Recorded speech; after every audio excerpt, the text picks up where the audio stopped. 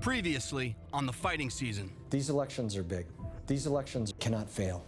What happens in Kabul is what happens in Afghanistan. Kabul, it is run by the police. They are stressed. First suicide bomber, every one of those guys is going. The bad guys are gonna do something. They only got about 12, 14 days to do it. Can't just take a rock now?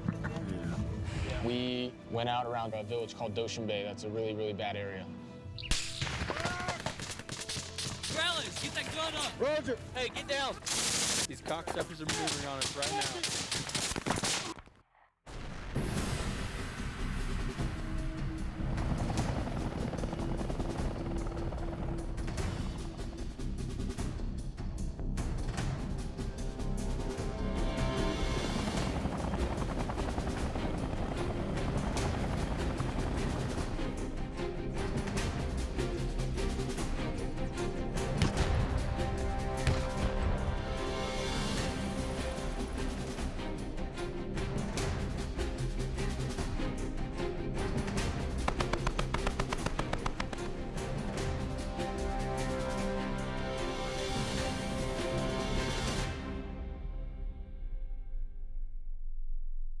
The people that call themselves the Taliban are not fighting to liberate their country from the foreign invader. They are fighting us to angle themselves into a position where they can reassert their totalitarian control over this country. The Taliban ruled under Sharia law and was, hugely oppressive and intolerant I mean, even women going to school. Like, little girls couldn't go to school. The integration of women into the police force and into society as capable members that are equal to their male counterparts is part of the roadmap to success for Afghanistan. I've probably shaken hands and sat down and talked with and eaten chow with a lot of enemies. You just don't know it. Dress is the same as everyone else, so he's, the enemy has two jobs. He is a farmer by day. He also places IEDs at night. That's an enemy. Yeah, don't get me wrong, I would love to have a job where I could be home every night, every weekend, but I don't know. It's just something about the military. It just draws me to it. These are young men and women that have chosen to serve during a time of war. And I think that says a lot about them, about their character. They're the best America has to offer. They're the best we've got.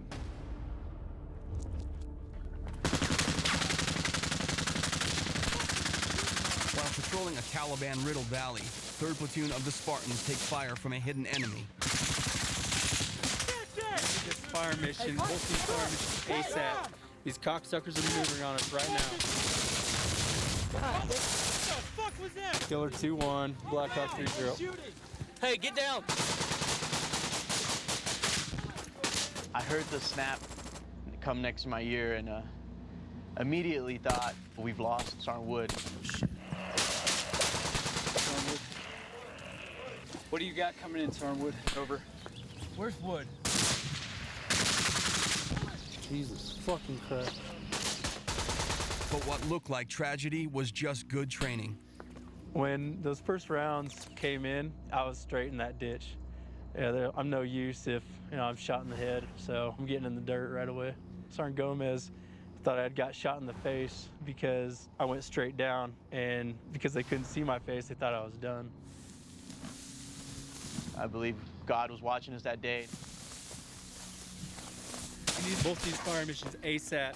We took small arms, roughly 400 meters over. Having been in firefights prior to, and knowing that my actions on the radio are going to be more effective than they are if I'm shooting back and not sending up situational reports to battalion and painting a picture for them. So if I'm shooting back, battalion doesn't know what's going on. Wood reports their status and requests artillery support from the Tactical Operations Center, or TOC, at Forward Operating Base Lightning. We're returning fire. I need a 2-round APMI fire mission. The artillery crew prepares to respond to Wood's fire mission request. At direction 100 mils at 400 meters danger close. Hey, round! We need ammo able to get back to the OP at the end of the day, all right? Stop, tree line! We'll have CDs, sir. Okay. But the requested target is right next to the village, and that's a problem. Insurgents breaking out of this compound and going out here in this open field. Let's start looking at some collateral damage estimate rings in case we have to go kinetic on this right now. Yes, sir. All right, thanks. Going kinetic means using lethal force, in this case, either artillery or aircraft. Hey, you're staying with Franco. I'm going to push to the corner. Too easy, Franco, you don't shoot. You gotta go left. You gotta go left.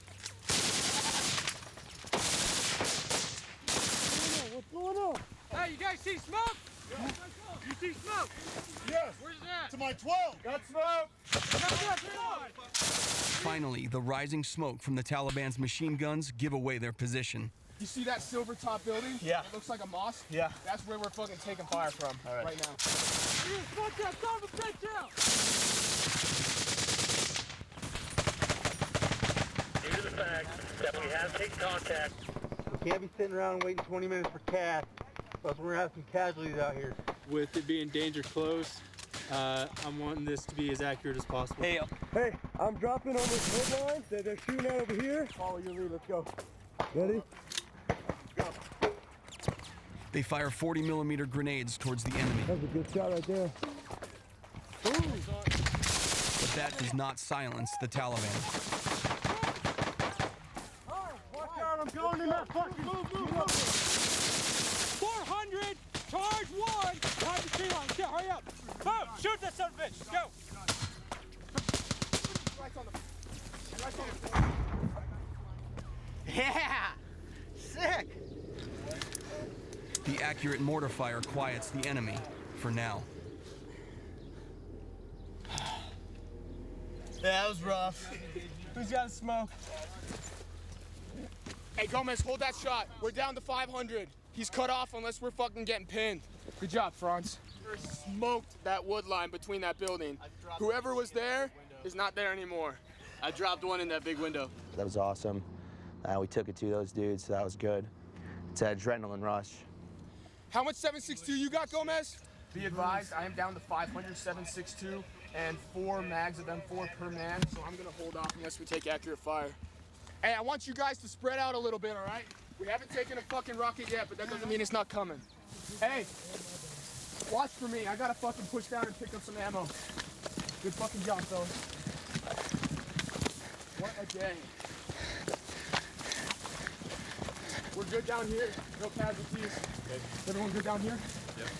Good fucking job, fellas. We saw tracers going like just like maybe a foot over that grass, and then we heard the rocket like whistle over us right here, and I thought we were done. I thought that was it.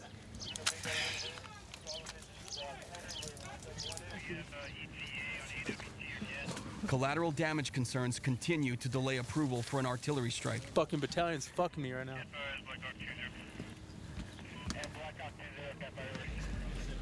Requesting that immediate suppression to the north to deter any more activity on our friendly element. Over.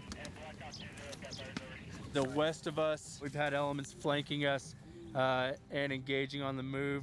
And also to the north, at roughly 500 meters, we were engaged by PKM, AK-47, and RPG. Over. The enemy was trying to maneuver on us, especially because we're in a static position. Right now, I've requested 2 fire missions, one from artillery. That one will be to the north. Second one be from mortars to the west over here. But the Taliban have chosen their fighting positions well, right in the middle of buildings that could be full of civilians. How are we looking for houses in this area? Pretty, a lot of CDs, sir. Let me look north of that again real quick. Okay. Look north a little bit more, please. Zoom out. Okay, thanks. Collateral damage rules intended to protect non-combatants means the sledgehammer of an artillery strike can't be used. 3rd Platoon will have to wait for a more precise tool, an Apache gunship. Hey, how you doing on max, man? I got 4 on me right now. Here. I have 2 more in my bag and more HE. What's Franco at for max? Mac, hey, you have 5, right? Yeah. Here. 2 for you, 1 for him. Black Hawk 30 radio check. I just hate how calm I am. Like, We sat in the same location. You know, we were not very pleased because we definitely thought we were going to get hit again. And at this point, you know, each of my machine guns only has like 500 rounds of 7.62 left.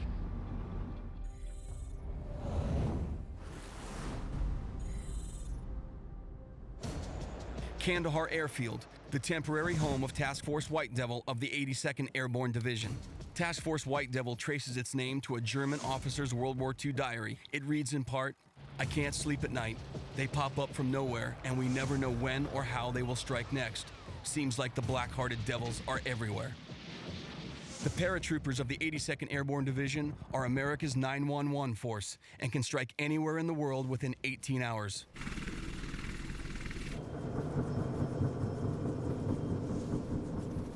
I'm Lieutenant Colonel Paul Larson. I'm the commander of the 2nd Battalion, 504th Parachute Infantry Regiment, White Devils. Thank you, man. Hey, take your seats, please. The White Devils' mission is to stop the Taliban's flow of lethal aid to Kabul, weapons, ammunition, homemade explosives, and fighters that sneak across the border from Pakistan. The White Devils must deny the Taliban the resources they need to create terror and disrupt the elections. People that call themselves the Taliban are not fighting to liberate their country from the foreign invader.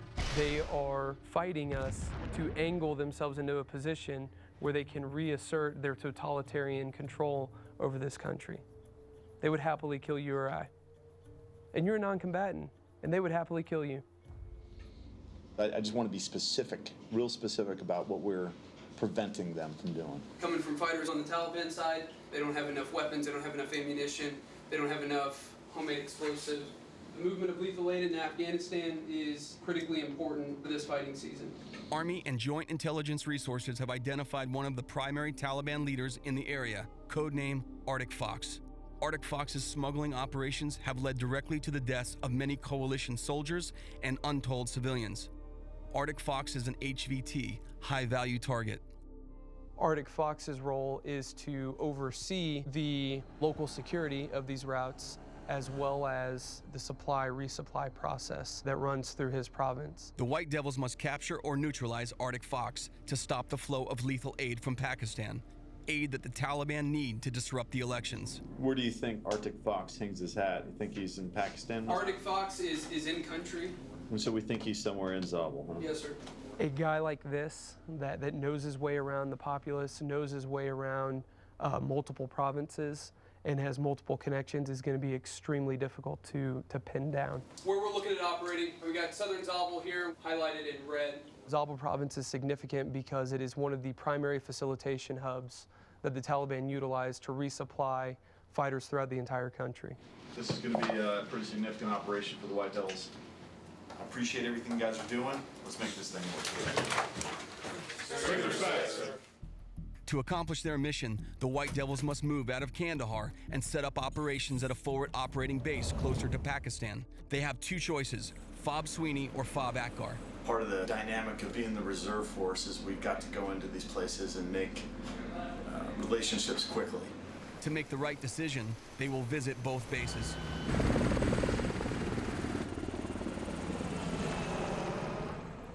There they will meet with their partners for this mission, the ANA, or Afghan National Army.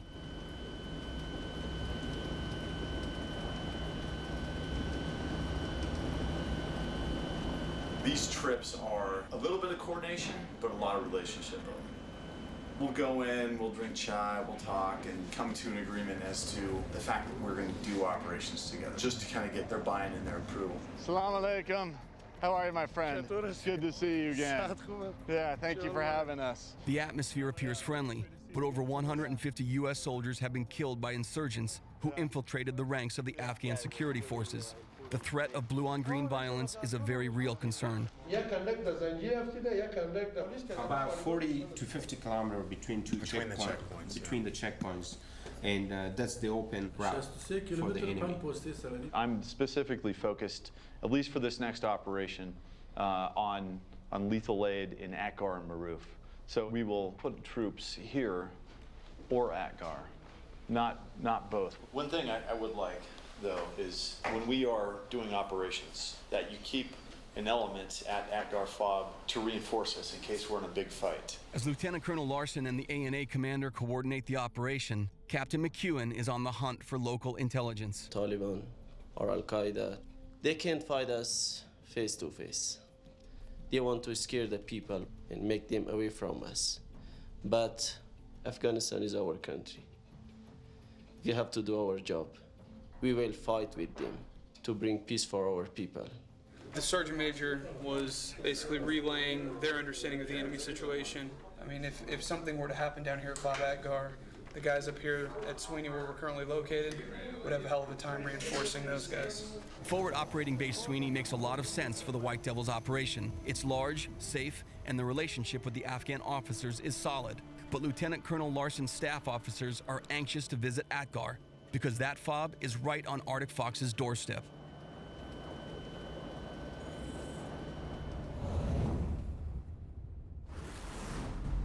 While in Dushanbe, 3rd Platoon is still waiting for air support and possibly the next attack. How many you think was it? Enemy? Yeah. At least 5. We know we had 2 guys here, a solid maybe 1 or 2 on this side. Yeah, there's probably 1 or 2 on the west side. And we had another guy where we were maneuvering from. So about 5 dudes. You guys all good over here? Yeah, we're very straight. Took some pop shots from the west side and we just threw some rounds back down. It's all good, bro. I'm gonna go grab it and come back over here. All right, brother. The TOC staff at FOB Lightning is rushing to coordinate air support for 3rd Platoon. Currently right now, no assets in the air. We have 2 teams coming out. They'll be 15 minutes. AWT? AWT batches. Thank you.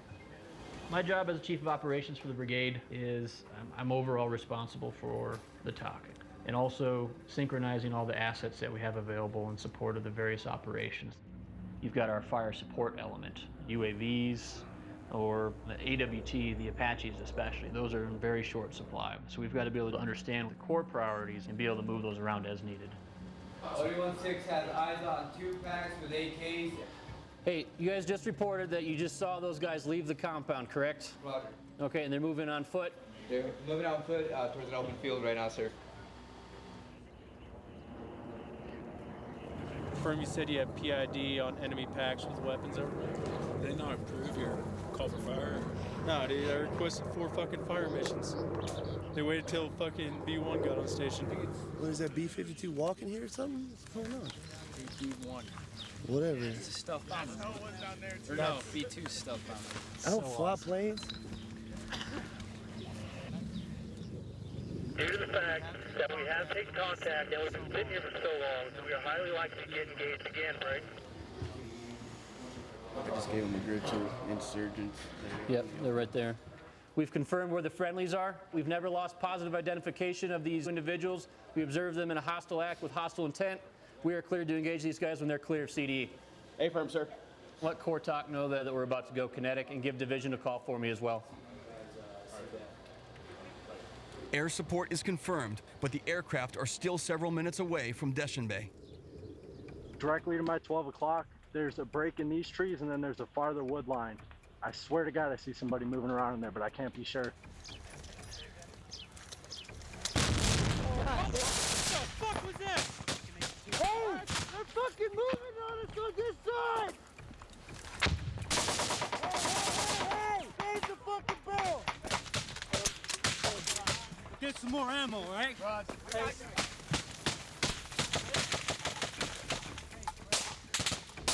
Distance of 500 meters. We've had elements flanking us. And engaging on the move, break. J-Tech, where the birds at? Another 4 minutes, sir. Franco, get down! 12 o'clock, motherfucker! 12 o'clock! Hey, where is it? Yeah, where is it? Northeast, that's all I know. You gotta fucking search for ammo. Hey, we're still gonna be out here for another 6 hours. Hey, that's all we got left, though. Need to fucking conserve goddamn ammo, alright? Roger. Targets of opportunity. Roger. Understand? I'm fucking down on ammo right now. What's up? How much do y'all have? I have 8 extra mags in my fucking bag. Dude, I need all 8. You got it. Yeah, let's go. Finally, the Apache air weapons team arrives, and the threat of its superior firepower sends the Taliban running for cover. And killers, Black Hawk 3-0. Looking about here, 1 o'clock right now, with friendly packs in the tree line. Be popping yellow smoke to identify friendlies over.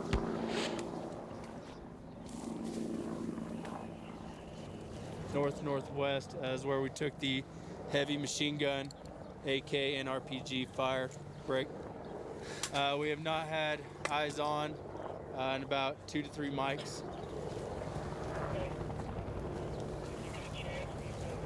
suspect the enemy exfilled away from our position due to cast CCA over.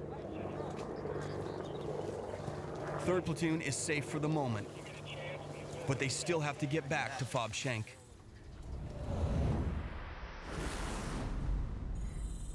Lieutenant Colonel Larson and his White Devil team are en route to remote Fob Atgar to see how it compares to Fob Sweeney as a potential base for their operations to disrupt Taliban supply lines or capture and kill an enemy commander, Arctic Fox. Larson and his men arrive to find the Afghan army holding a memorial for one of their own soldiers killed by a sniper the previous day.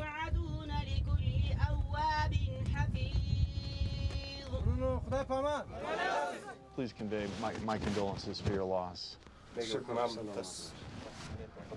Your men are extremely brave and they're all good fighters. The Afghans immediately offer hospitality. It's part of the cultural exchange, and it's important for Lieutenant Colonel Larson and his men to accept it graciously. Be careful. This is the original Red Bull. This isn't the watered down American stuff. Nope, this is the...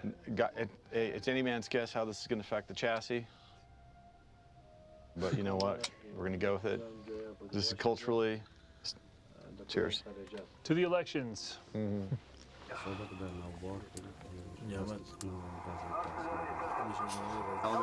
Are they talking about us? The Army's arrival has not gone unnoticed by the local Taliban.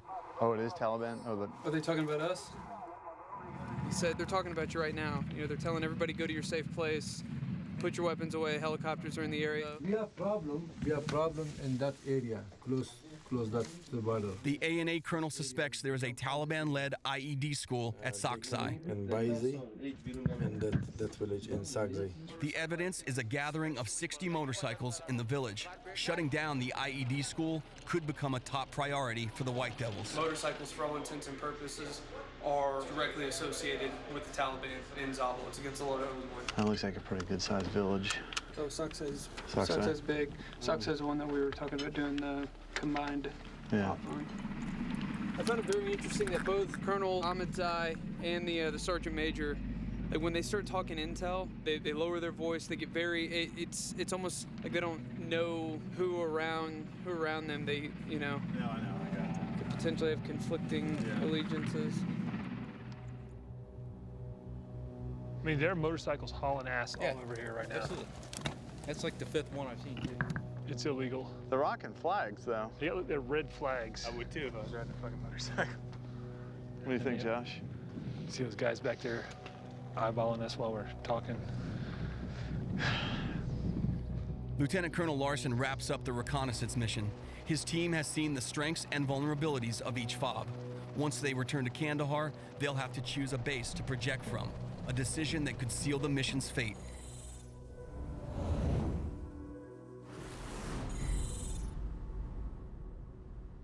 The Taliban appears to have been suppressed for now, and 3rd Platoon is ordered back to Fob Shank. Sounds like the B1's over here. Oh, hell yeah. What's going on? Show force? Yeah, B1's doing show force. It's gonna be a second. Fuck yeah.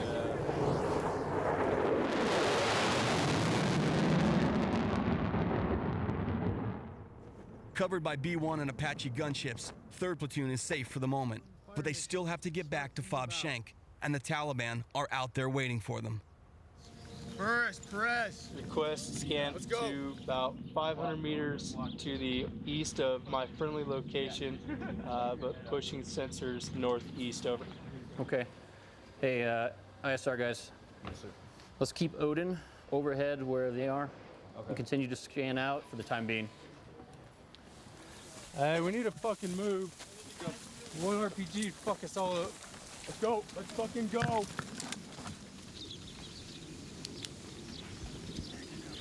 Exfil, leaving a hostile environment, can be the most dangerous part of a mission.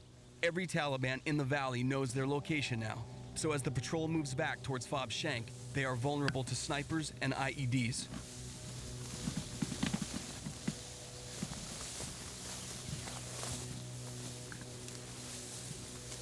The troops avoid the roads and trails due to the IED threat and take a less obvious route instead.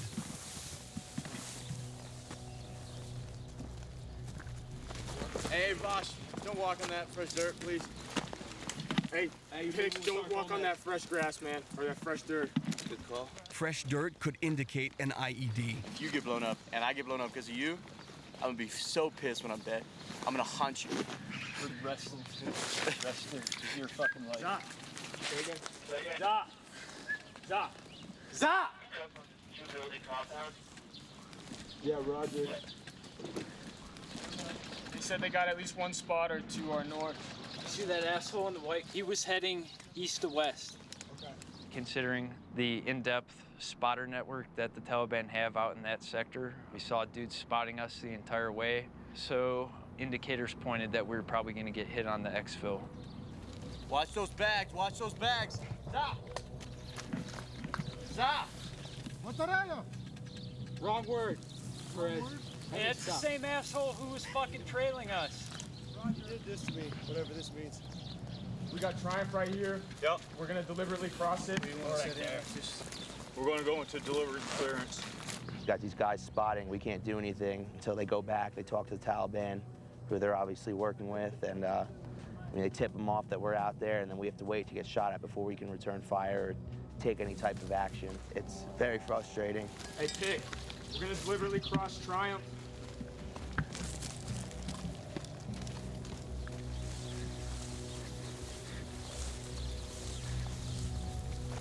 Unlike when they came into the valley, their exfil is in broad daylight, which is far riskier.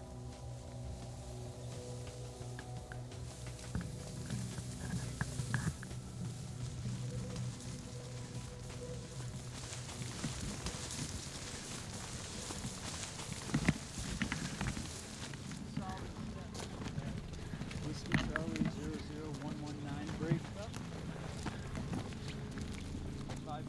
3rd Platoon has made it through the most dangerous part of the exfil. With Fob Shank only hundreds of meters away, they're almost home. You know, we found out that there ended up being 10 insurgents that hit us, and we killed 3 and mortally wounded 5 more. So, I mean, that's a victory. That's a good day for me, especially without any air support and any indirect fire assets. It was just us, a 21-man platoon out there, getting after it, and it was awesome. It was a really, really good day.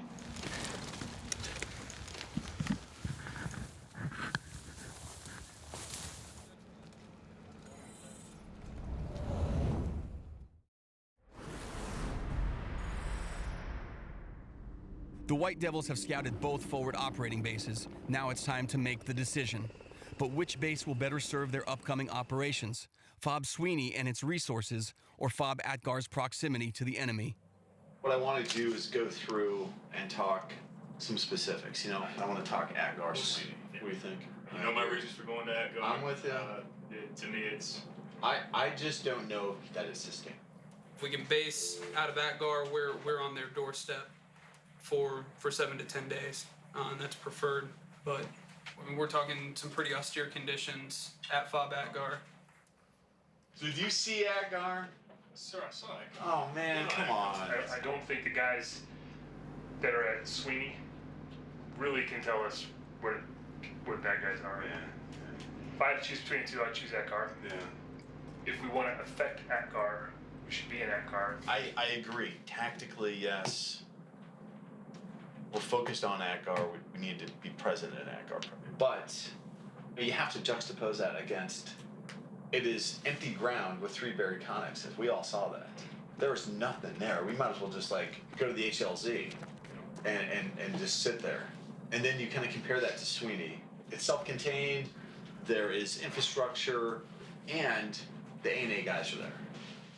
Ultimately, the decision lies in Lieutenant Colonel Larson's hands, and he chooses Fob Sweeney for the infrastructure and for the relationships with the Afghan army leadership. All right, guys, thanks. Strength and respect. Now that the decision has been made, it's up to the staff officers to develop the mission plan for Larson's approval. I issue guidance, albeit sometimes in broad strokes, and they're empowered, and now they're making the sausage. Making sausage. You know, because we are taking parts and we're throwing it into the grinder, and what comes out is a very pretty link on a plate under glass that gets presented to the battalion commander, the company commanders, and then ultimately down to the platoon leaders, platoon sergeants, squad leaders, and then the individual soldiers. It's a complicated process for a challenging objective: hunt the Taliban, capture or kill Arctic Fox, and stop the flow of lethal aid prior to the elections, just days away, to keep the capital, Kabul, from becoming the next battleground.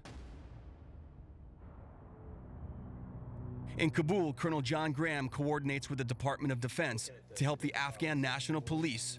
The DoD can offer a cash reward for every insurgent on its most wanted list that the ANP captures, and Colonel Graham wants to bring that incentive to bear. What do we got to do to make that happen? We get the names from the local police guys so that they're saying that these are the individuals that we want to go after. We can build either a handbill or a poster, and we can send that out to the guys that are on the checkpoints. And hopefully that'll lead to them being captured, and then we can actually pay money for that. So if they catch this guy here, what's the process to get paid off? If the information leads to this person's capture, then that person would be paid up to $10,000. So my goal is basically to convince Zahir to start providing a stream of names that we can vet. I'd like to help him as well. So whatever intel we can provide him that makes him more successful than he is on his own. This program will definitely help General Nazir, and it's also going to alleviate the threat to the population. Yeah. So we can do this fast. I love it. You work with police. I wonder if police in the U.S. are allowed to collect the reward should they catch the very criminal they're supposed to catch anyway. Not sure. I don't know. Colonel Graham and his team work with the Afghan National Police to ensure security of the city during the upcoming elections. The city's checkpoints, the famous Ring of Steel, are an obvious target for the insurgents, but there are many others as well, including this police station.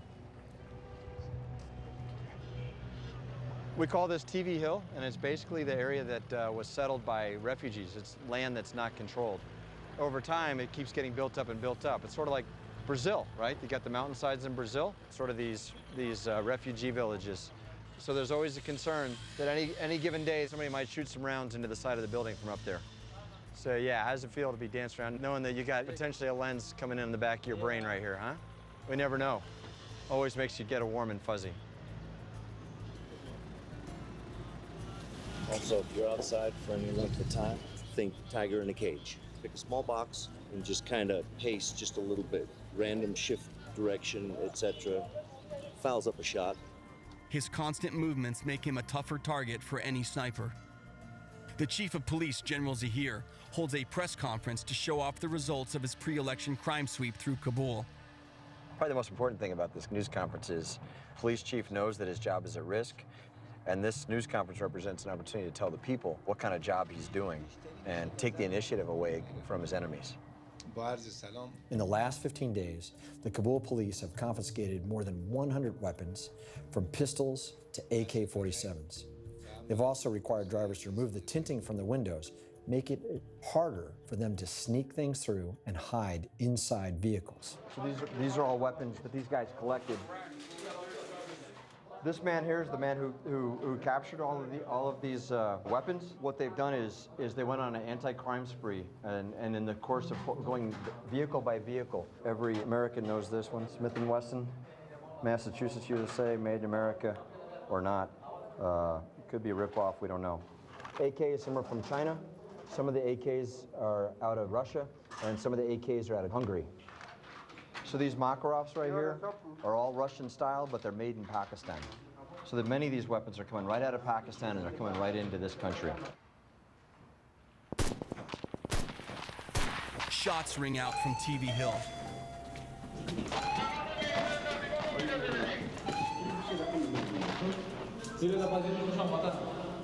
Here we have a shooting, huh? What do we know? We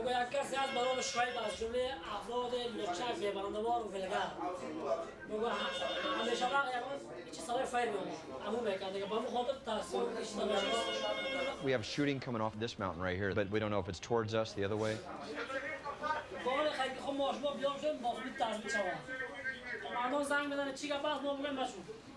Will they be taken to PD2, the men arrested? Okay, let's go to PD2. We're going to try to help them find out where the guy is, where the location is. Maybe help roll him up. Graham heads across town to Police District 2 to learn more about the shooting. For the past 3 to 4 months, the PD2 commander has had multiple attacks in his police district.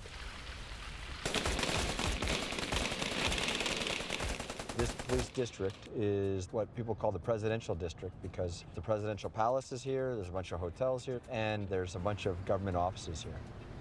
All of these targets in Police District 2 make it one of the most attractive targets for the insurgents going into the elections. So the questions I'm going to put to this PD is just ask about the shooting today. I want to talk to him about the attack.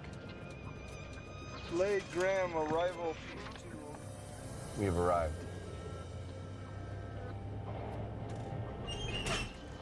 This is a nice PD. Yeah. So today you ran a mission against the street boys. Oh, what happened? The shooting we heard today was from these guys. شبکه‌های اطلاعاتی ما که تا جای ما معلومات داریم که بچه امروز 2 مرمی هم خورده از بچه‌های کارمندای ما یک مرمی در قسمت بازوش خورده قسمت هم در پایش خورده اما تثبیت نیست برای ما اما ساحه مکمل ساحه فعلا تحت محاصره است گیره نکشن این قسمت درگیری شده. He's there. So this is where the shooting was. این قسمت درگیری شده. Yes, I understand. ما میفهمم. I دارم. اینا از اینجا باز یکشا گرفتن بچه‌ها از این پشت فرار کردن. Really? So he ran over the hill? But I thought he was wounded. He was wounded. They escaped on that part from PD3. Is there police up there now walking? Yeah. So we have the DOD rewards program. If I can get right now just a name, a list of crimes in Farsi is okay today, then I will put him on the DOD rewards program. And when he is caught, there'll be a reward for the people that help you. Helping the police get criminals off the street will likely take out insurgents as well. Back on the streets of Kabul, Colonel Graham and his advisory team monitor checkpoints on the Ring of Steel. Blade. Knights, combo check, over. Hey, we got you loud and clear. We got one traffic circle, then we're going to be making a 90. Roger that. Bottom line is the criminals and insurgents seem to occupy the same space. So sometimes we may find out that this guy that they've got listed as a home invasion guy or a car thief for us is a guy that in a district or a province, 400 kilometers from here, is an insurgent. The problem is, though, is that, it's the same people using the same weapons. They've got RPGs and 51 caliber machine guns and anti-tank weapons. So you really can't tell the difference. Although at the end of the day, it doesn't really matter. They're still doing the same things. They're pretty relentless. They're just going at you every single day. I kind of compare it to gang activity in New York. As a New Yorker, you can't just fear every single place. We just improve our security as much as we can, but we're not going to hide. The national elections are 10 days away, and it will be a challenge to keep a lid on both the insurgency and the criminal element long enough for the elections to go off successfully.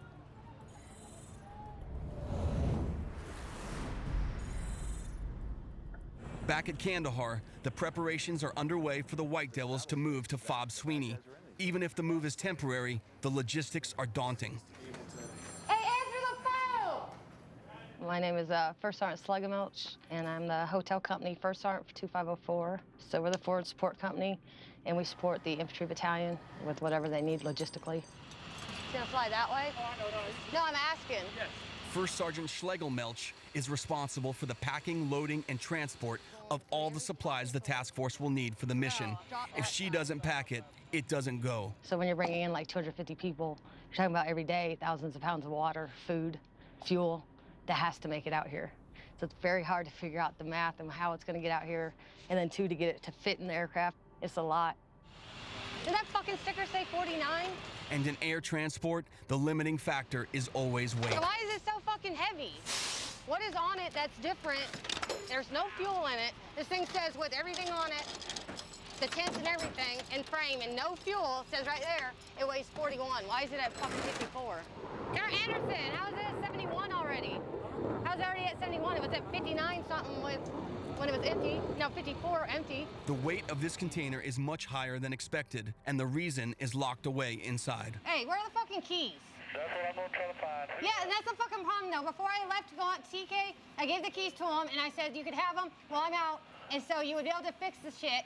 Just don't lose the fucking keys. And now here we are again with lost goddamn fucking keys. I need to see those fucking keys brought here to the A-lock now, or in the next 10 minutes, I'm gonna cut the fucking locks and put new ones on it. While First Sergeant Schlegelmelch weighs her options, the battalion's staff plans for the mission to capture or kill Arctic Fox. If he can make a decision by 6. First, they'll figure out which villages to target. Reporting in the past has suggested that Socksite is a point where Taliban will congregate, and that's because they'll bring in outsiders to run like a 10-day IED course out of Socksite. Captain Ray Adams is the Charlie Company commander. He will be the one implementing the plan. I've been in the Army almost 21 years. I'm Captain Ray Adams. I'm from Elizabeth, West Virginia. Captain Adams will take the intel from Captain McEwen and create the actual battle plan that his company will put into action. With the retrograde of U.S. forces and coalition forces in Afghanistan, resources are really tight. This operation is very resource intensive, so we really gotta, synchronize those assets. And Captain Adams must take those limitations into account as he develops the plan to isolate villages suspected of helping the Taliban to transport their lethal aid, weapons, ammunition, and other supplies.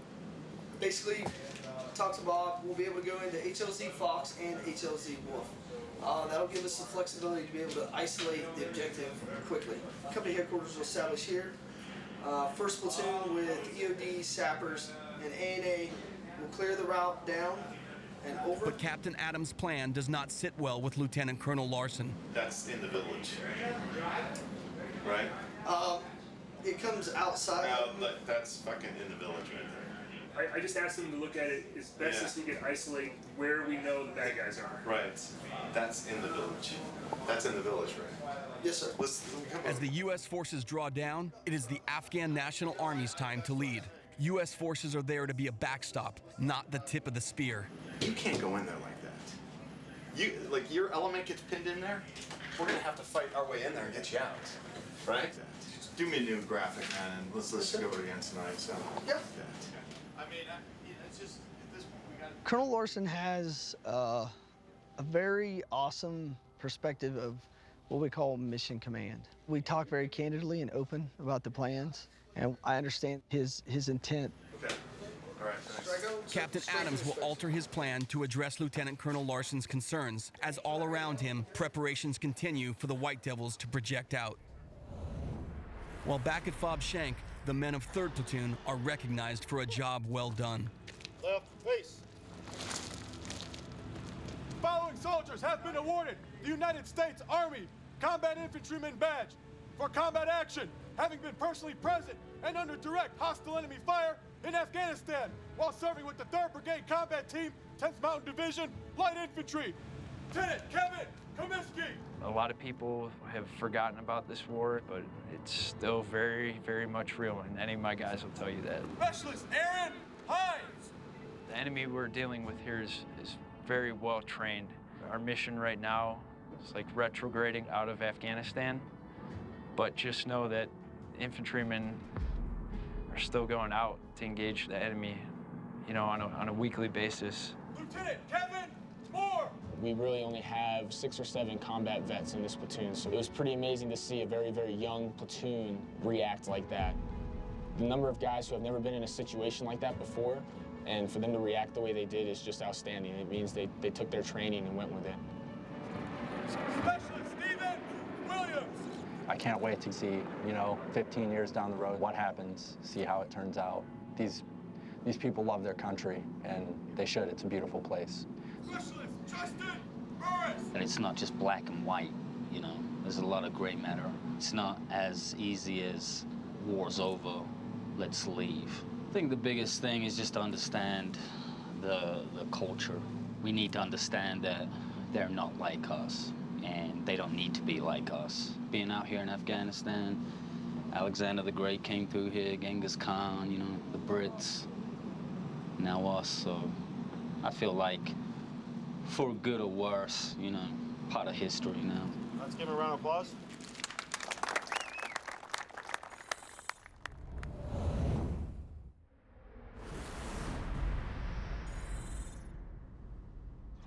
The Afghan culture can present obstacles to the Kabul police in their efforts to keep the city secure. Afghan customs dictate that only women can talk to or touch another woman. The Taliban exploits this custom by recruiting female suicide bombers who can slip undetected by an all-male security force. The women are essential to defending the city. Colonel Graham and his team are determined to help recruit more women. Lindsay, I'll turn it over to you. What do you got? Main thing, building the network, the female network in the police, and that will support the police. Today I'm meeting with Captain Colvin is uniquely qualified to spearhead that effort. I've been deployed 3 times to Afghanistan. My second tour, I was actually living by, with, and through the village. We did everything with them. We ate with them. We watched movies that we didn't understand in Pashto with them. We really did everything with them. That really gave me an appreciation for the culture. It taught me a lot about Afghanistan, more than I would have ever learned in a book or in school. Today I'm meeting with General Baez. Brigadier General Baez is the police chief for District 1. She's the first woman in the police department to rise to that rank. Police force, one of the things she mentioned was the police force now has 2,000 women. They want 10,000 women, but she doesn't care about numbers. She cares about quality.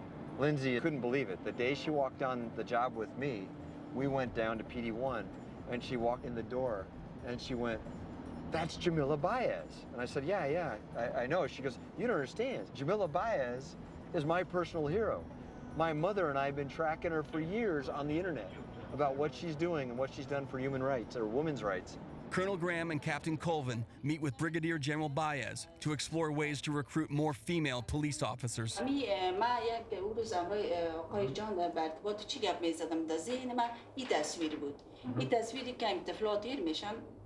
و پلیس چقدر رول بازی میکنه و همچنان در قسمت تدابیر امنیتی در قسمت تدابیر امنیتی که همین پلیس ما Every day we drive around and we see it all the time. We see the little kids looking at the policemen like they're superheroes. And I agree, that's what needs to be captured. That's what needs to be handed out.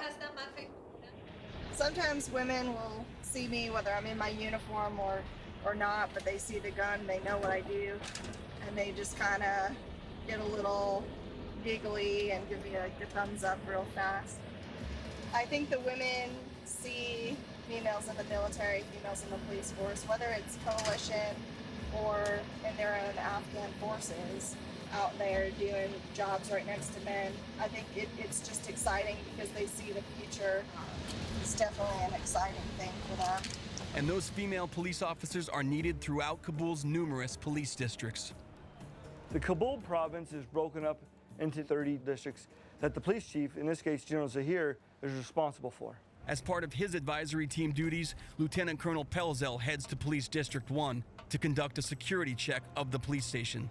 Upon driving into PD1, I noticed that the PD1 is located within a bazaar. This bazaar, it's like in the movies, so many people. This is a bad location. There was only one way in and one way out, and it was through the bazaar. It's a tight turn, so be careful.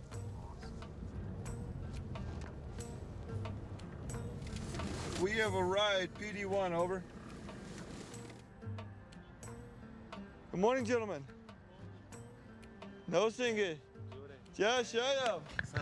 Singing. Good morning. Good morning, sir. How are you? Volleyball? They play volleyball. Yeah. Yes. Smells good. Yes. Here's the problem I have. You see this? As we walked about, we saw trash, old cars, squalor, junk, burnt out buildings. Our job is to start developing a plan to improve force protection at PD1. I can't come in with anything, no resources, nothing, until this is cleaned up. And the reason being is when we bring in the trucks, they gotta have room to turn around. We're doing our survey and everything stops until all the trash, the junk is gone. I wanna come back in 2 weeks and I don't wanna see any of this. I want it clean. Then I can go back to my bosses, show them the before, after picture, and then say, hey, they are serious about improving force protection. They're serious about security, but we cannot help until certain things are done. Okay. میگه که من امروز شما کار میکنم با شما کمک میکنم. While preparations get underway at PD-1, they are already in full swing back at Kandahar. Captain Adams revises the battle plan. The operations section works out the air resources required for the move to Fob Sweeney. What are the things that are keeping us from getting an op order published right now? So infill, exfil, right? Infill, exfil division's got to figure it out. It's the aircraft package. Bob, are you okay with it? If it works, I'll do it, yeah. Okay. So air package needs to get hammered down, or needs to get changed, or it needs to be approved. Lieutenant Colonel Larson and his team have to convince Brigadier General Rainey, the Deputy Commanding General for Operations, to approve the mission. All right, let's go. Okay, sir. Strength and respect, ladies and gentlemen. Today we'll be briefing Level 1 CONOP Operation Safed Kargosh in southeastern Zabul. We'll be co-located with A&A at Sweeney. He's already said he's going to make 60 guys available to us. Okay, that's good. All right. Kangar, Kotsney, and Saksai are the three key villages that we're looking at, which we call K2S, so if I abbreviate in the future. Everything is going well until they get to the air movement plan for transport to Fob Sweeney. Use 247s times 3 turns. This is just up through turn 3, sir. A turn is a lap for the aircraft, a round trip between Kandahar and Sweeney, and each turn involves 2 Chinook helicopters. We have a total of 8 total turns that'll be going into Sweeney. 8? Yes, sir. We're going to fly in and out of the same place 8 times. Well, it's into Sweeney, sir. I mean, it'll be a secure area. That many turns and the enemy's ability to get out there with, with an RPK or an RPG and just light you up coming in. I mean, it's almost like you're tempting them that many times. So General Rainey's concerns are well-founded. During the 2011 fighting season, a CH-47 Chinook with 38 passengers was shot down by a Taliban RPG. All aboard were killed. It is considered the worst loss of U.S. military life in a single incident in the Afghan war.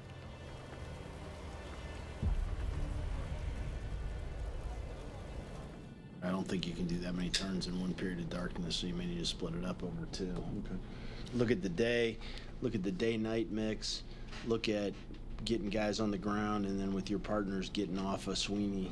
What I'm really worried about is the approach. Yes, sir. How many ways in and out of there are there? It's easy to adapt. It's just frustrating. Why didn't you guys tell me we'd have problems with the air? Yeah, I just wish we would have said something. Wish I would have piped up sooner. Captain Williams will have to sort out the flight details to satisfy Brigadier General Rainey. It's all part of the process, and just one example of the flexibility required of the White Devils. One thing that we've always said is that a good unit is one that can do an operation they've never done before, with partners they've never worked with before, in a place they've never been before, and do it right the first time. All the pieces are falling into place for tonight's launch to Fob Sweeney. We just need to confirm the one that's supposed to go during daytime. What time is it? Because we requested 1000, but whatever they say, it doesn't matter. But Brigadier General Rainey's staff still has to sign off on the new flight plans. We got 4 turns of 2 going in tonight, 1 tomorrow morning, and then the last 3 tomorrow evening. 4 turns of 2 tonight. Is that crazy talk? That is not crazy talk, sir. We were just looking at how we could shift it. Yeah. Yeah, that should be no problem. Sounds great, sir. Thanks for the call, sir. Thank you. Bye. Now that the helicopter turns are approved, Lieutenant Colonel Larson addresses his team one last time before the mission. This is our effort to get in and disrupt this lethal aid. Although our footprint is shrinking, although we are retrograding, we still have the capability to project coalition forces wherever we want to partner up with our coalition partners and assist them execute the tasks that they need to do. It's really important. And it's probably more important than it has been in many years because the campaign is coming to a close. And we will continue to do these operations. That's how we honor our brothers and sisters that have gone before us. That we give everything we have for every mission that we do until the minute we leave this place.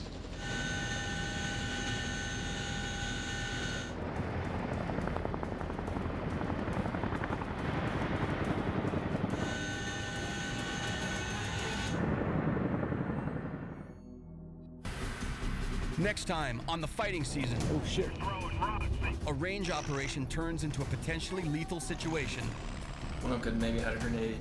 The enemy, they're pushing these kids to get shot. They're knocking the shit out of us, over. God damn it, Jumper. Jumper, get back! They're coming back in force, over. And tensions rise as Colonel Graham's methods Hand out each one of these to each car that comes through. worry his team. We will never go into these fucking places. We join General Haight of the Spartan Brigade 10th Mountain Division as he helps the Afghan army reclaim Afghanistan's deadliest valley from the Taliban.